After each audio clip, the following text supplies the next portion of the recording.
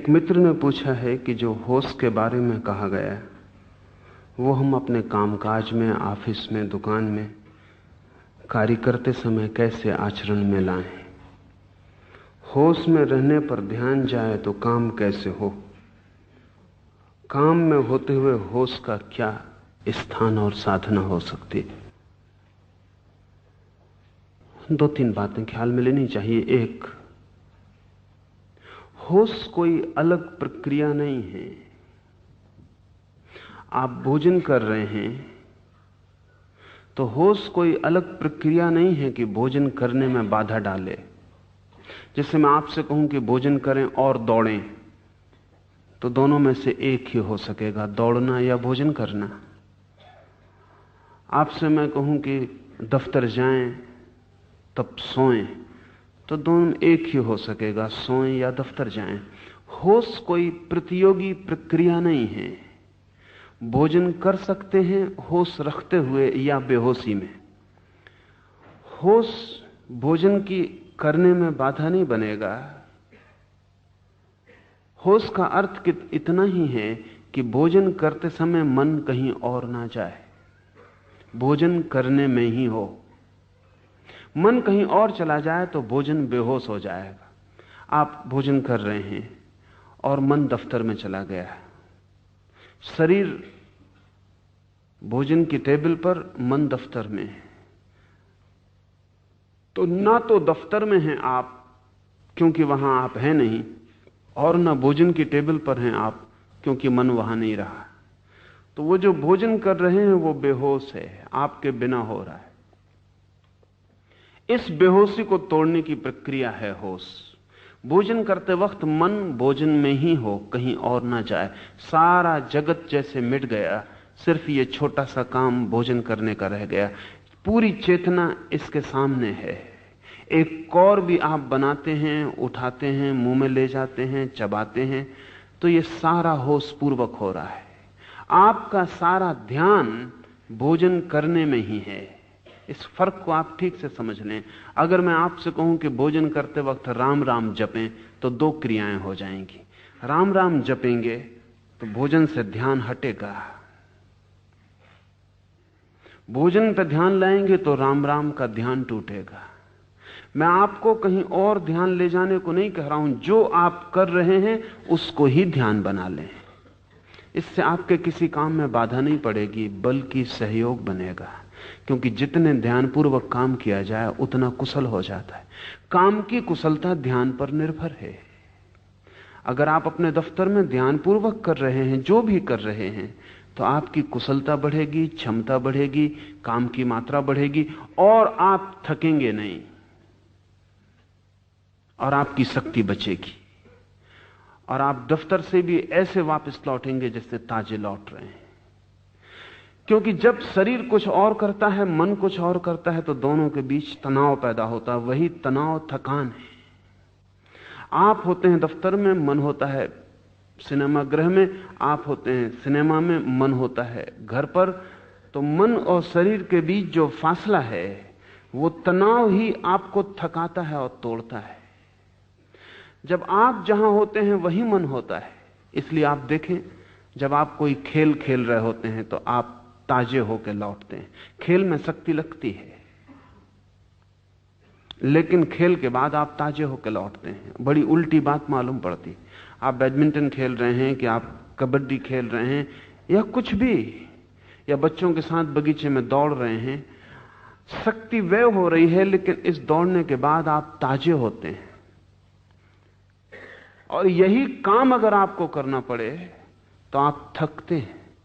काम और खेल में एक ही फर्क है, खेल में पूरा ध्यान वही मौजूद होता है, काम में पूरा मौजूद नहीं होता। इसलिए अगर आप किसी को नौकरी पर रख लें खेलने के लिए, तो वो खेलने के बाद थक के जाएगा, क्योंकि वो फिर खेल नहीं है, काम है।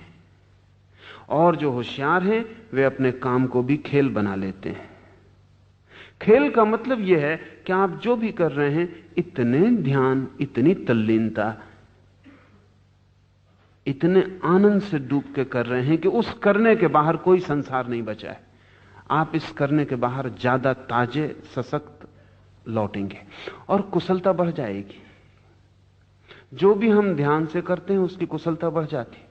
लेकिन अनेक लोग ध्यान का मतलब समझते हैं जोर जबरदस्ती से की गई एकाग्रता, तो आप थक जाएंगे। अगर आप जबरदस्ती अपने को खींच के किसी काम पर मन को लगाते हैं तो आप थक जाएंगे। तब तो यह ध्यान भी एक काम हो गया।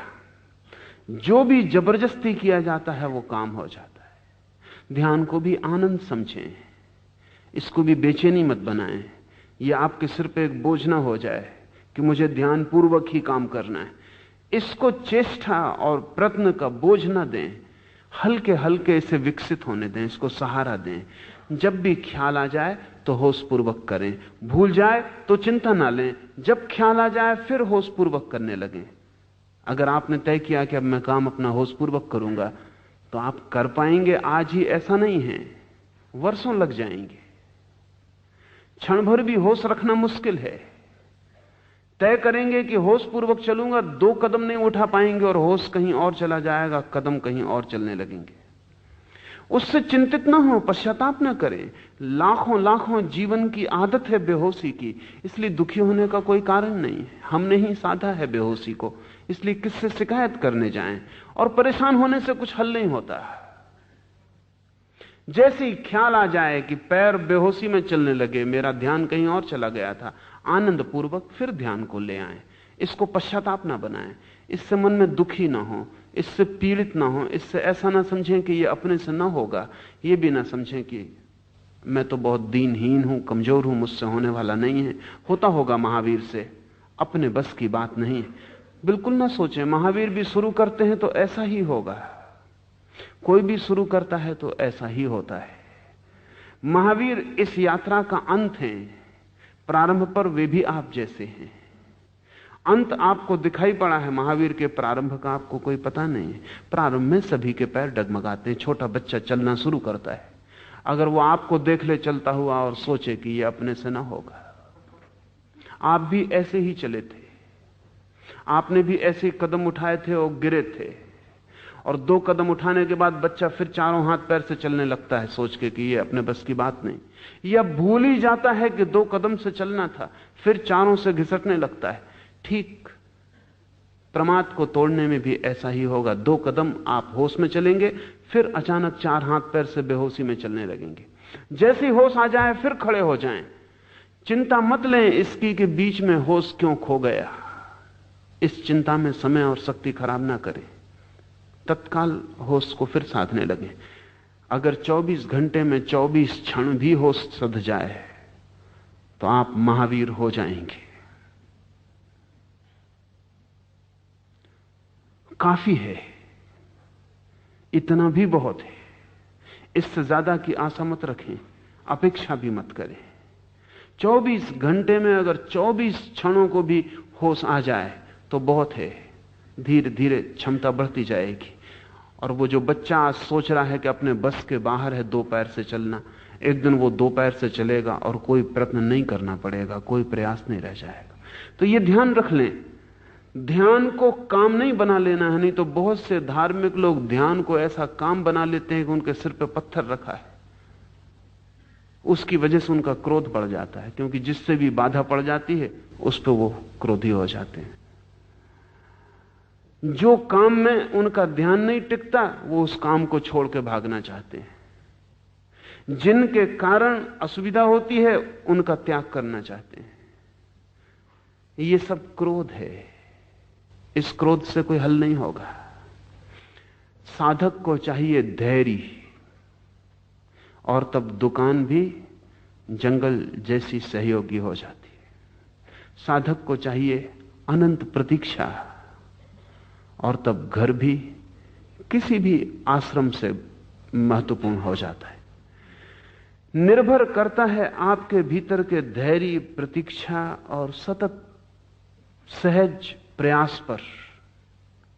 प्रयास तो करना ही होगा, लेकिन उस प्रयास को एक बोझिलता जो बनाएगा वो हार जाएगा।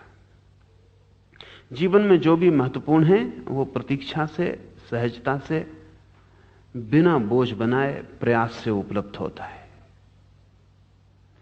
सच तो यह है कि हम कोई भी चीज आज भी कर सकते हैं, लेकिन अधैर्य ही हमारा बाधा बन जाता है। उससे उदासी आती है, निराशा आती है, हताशा पकड़ती है, और आदमी सोचता है नहीं, ये अपने से ना हो सकेगा।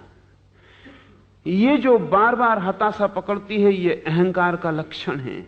आप अपने से बहुत अपेक्षा कर लेते हैं पहले ही, फिर उतनी पूरी नहीं होती। वो अपेक्षा आपका अहंकार है। एक क्षण भी हो सधता है तो बहुत है। एक क्षण जो सधता है, कल 2 क्षण भी सध जाएगा। और ध्यान रहे, एक क्षण से ज्यादा तो आदमी के हाथ में कभी होता नहीं। 2 क्षण तो किसी को इकट्ठे मिलते नहीं, इसलिए 2 क्षण की चिंता भी क्या। जब भी आपके हाथ में समय आता है, एक ही क्षण आता है। अगर आप एक क्षण में होश साध सकते हैं तो समस्त जीवन में होश सध सकता है। इसका बीज आपके पास एक ही क्षण तो मिलता है हमेशा, और एक क्षण का होश साधने की क्षमता आप में है। आदमी एक कदम चलता है एक बार में, कोई मीलों की छलांग नहीं लगाता, और एक एक कदम चल के आदमी हजारों मील चल लेता है। जो आदमी अपने पैर को देखेगा और देखेगा एक कदम चलता हूं, 1 फीट पूरा नहीं हो पाता, 1000 मील कहां पार होने वाले हैं, यहीं बैठ जाएगा। लेकिन जो आदमी ये देखता है कि अगर एक कदम चल लेता हूं तो एक कदम 1000 मील में कम हुआ, और अगर जरा सा भी कम होता है तो एक दिन सागर को भी चुकाया जा सकता है, फिर कुछ भी अड़चन नहीं है। इतना चल लेता हूं तो 1000 मील भी चल लूंगा, 10,000 मील भी चल लूंगा। लाओ त्से ने कहा है, पहले कदम को उठाने में जो समर्थ हो गया, अंतिम बहुत दूर नहीं है, कितना ही दूर हो। जिसने पहला उठा लिया वो अंतिम भी उठा लेगा। पहले में ही अड़चन है, अंतिम में अड़चन नहीं है। जो पहले पर ही थक के बैठ गया, निश्चित ही वो अंतिम नहीं उठा पाता है। पहला कदम आधी यात्रा है, चाहे यात्रा कितनी ही बड़ी क्यों ना हो। जिसने पहले कदम के रहस्य को समझ लिया, वो चलने की तरकीब समझ गया, विज्ञान समझ गया। एक एक कदम उठाए जाना है, एक एक पल को प्रमाद से मुक्त करते जाना है। जो भी करते हो होशपूर्वक करें। होश अलग काम नहीं है, उस काम को ही ध्यान बना लें। महावीर और बुद्ध इस मामले में अनूठे हैं। दुनिया में और जो साधन पद्धतियां हैं, वे सब ध्यान को अलग काम बनाती हैं। वे कहती हैं रास्ते पर चलो तो राम को स्मरण करते रहो। वे कहती हैं कि बैठे हो खाली तो माला जपते रहो। कोई भी पल ऐसा ना जाए जो प्रभु स्मरण से खाली हो। इसका मतलब हुआ कि जिंदगी का काम एक तरफ चलता रहेगा और भीतर एक नए काम की धारा शुरू करनी पड़ेगी।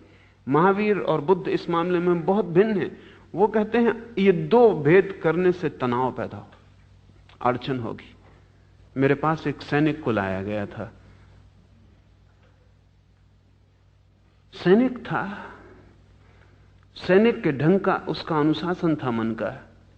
फिर उसने किसी से मंत्र ले लिया, तो जैसा वो अपने सेना में आज्ञा मानता था, वैसे ही उसने अपने गुरु की भी आज्ञा मानी और मंत्र को 24 घंटे रटने लगा। अभ्यास हो गया, 2-3 महीने में मंत्र अभ्यस्त हो गया। तब बड़ी अड़चनें शुरू हुई। उसकी नींद खो गई,